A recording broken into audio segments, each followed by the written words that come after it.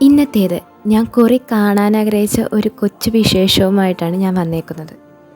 വേറൊന്നുമല്ല, നമ്മുടെ ഇക്കാക്കട കൊച്ചിനെ സ്കൂളിലേക്ക് ആക്കിയിട്ടുണ്ട്.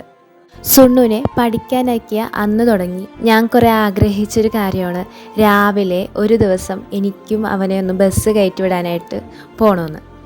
ആളെ ഞാൻ കൂടുതലും യൂണിഫോമും ബാഗ് തൂക്കി പോകുന്നത് കാണാനായിട്ട് ഞാൻ കുറേ ആഗ്രഹിച്ചത്.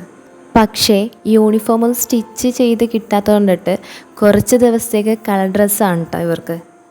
സാധാരണ ഞാൻ ലീവ് എടുത്തു കഴിഞ്ഞാൽ വീട്ടിലൊരു അനക്കോച്ചയൊക്കെ ഉള്ളത് നമ്മുടെ സുണ്ണുള്ളപ്പോഴാണേ.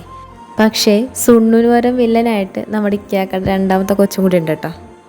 രാവിലെ മൂടിയ കാലാവസ്ഥയാണെങ്കിലും വൈകുന്നേരം ആയപ്പോഴത്തേക്കൊന്നും തെളിഞ്ഞിട്ടുണ്ട് കേട്ടോ. രാവിലെ ആക്കാൻ പോയപ്പോഴത്തേക്കും വൈകുന്നേരം വരുമെന്ന് പറഞ്ഞുകൊണ്ടിട്ട് ഞാൻ ഹബീബയുടെ ഒപ്പം ഇറങ്ങി.